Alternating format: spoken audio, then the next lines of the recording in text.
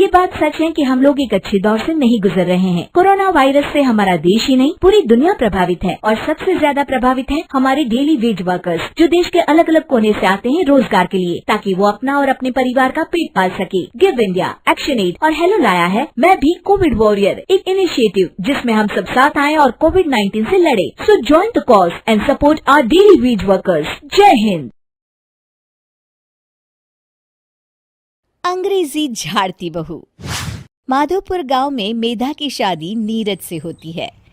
मेधा थोड़ी पढ़ी लिखी थी, वैसे तो उसमें कोई कमी नहीं थी, लेकिन बात बात में इंग्लिश झाड़ना मेधा की फितरत थी। गांव के नल में मेधा पानी भर रही थी। नल की लाइन में ढेर सारी औरतें खड़ी थी कि अचानक मेधा कहती है, oh my God, it's too hot. पास खड़ी औरत बोल पड़ती है, अरे आई बड़ी हमें हट बोलने वाली, अरे तू हट यहाँ से, पहले मेरी बाल्टी है, मैं पानी भरूंगी। अरे मैं बोल रही हूँ गर्मी बहुत है, तुम लोग बिल्कुल पढ़ी लिखी नहीं हो क्या? मेधा उन लोगों का मजाक बनाती हुई कहती है। मेधा घर आती है जहाँ उसकी सास बैठकर टीवी देखती है। अरे बहू सुन तो जरा, तेरी शिकायतें बड़ी आ रही है। ये तो बात बात पर लोगों के सामने जो अंग्रेजी झाड़ती है ना, लोग तेरा मजाक बनाते हैं। अरे बनाते हैं तो बनाए, मुझे क्या लेना देना भाई, मैं तो मॉडर्न हूँ, अंग्रेजी नहीं तो क्या भोजपुरी बोलूंगी। तभी पास के पिंजरे में बंद तोता बोलता है, हे बुझाए ठीक बोलत माँ, हे बुझाए ठीक बोलत माँ। तोते की बात सुन मेधा मुंह बनाकर वहाँ से निकल जाती है। घर में सब्जी खत्म हो जाती है। मेधा झोला लेकर सब्जी लाने निकलती है और वो अपनी सास से कहती है, माँ मैं ना मार्केट जा रही हूँ वेजिटेबल लेने, जल्दी आ जाऊंगी। अरे रुक जा मरी, तेरे घर वालों से दहेज में फ्रिज मांगा था, वो तो दिया ना गया उन लोगों से, अब तू टेबल लाकर किस पर एहसान कर रही है? कौन सा फ्रिज और कौन सा टेबल? पढ़ी लिखी अंग्रेजी बोलने वाली बहू मिल गई वो काफी नहीं है क्या? और हाँ, मैं टेबल नहीं वेजिटेबल लेने जा रही हूँ। वेजिला या लेजिला, हमें नहीं चाहिए कोई टेबल। वो मैं भी किसे समझा रही हूँ, कहीं आपके साथ रहकर मैं भी गंवार न हो जाऊं। वेजिटेबल मतलब सब्जी, सब्जी। घर में कुछ नहीं है, शाम को क्या बनाऊंगी? ये बोलकर वो वहाँ से निकल जाती है। मेधा बाजार में जाती है और सब्जी वाले को कहती है, भैया वो लेडी फिंगर कितने में दी?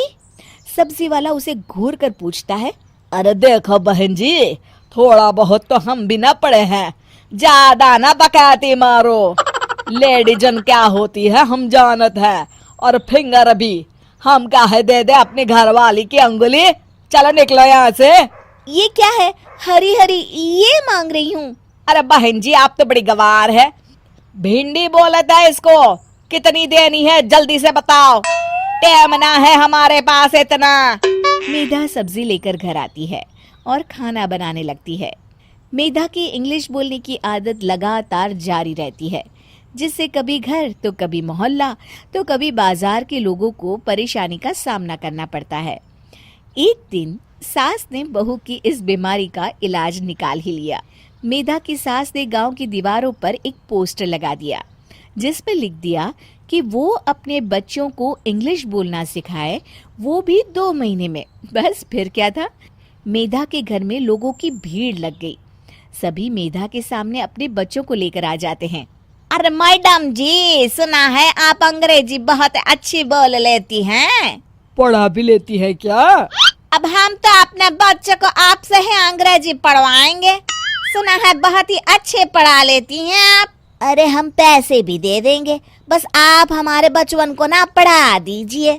मेधा एक साथ इतने बच्चे देखकर सोच में लग जाती है।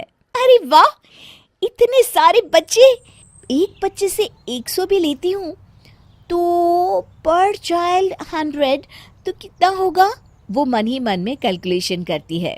अब मेधा ज्यादातर गांव के बच्चों के सामने अंग्रेजी झाड़ती रहती है और सास चैन की सांस लेती है।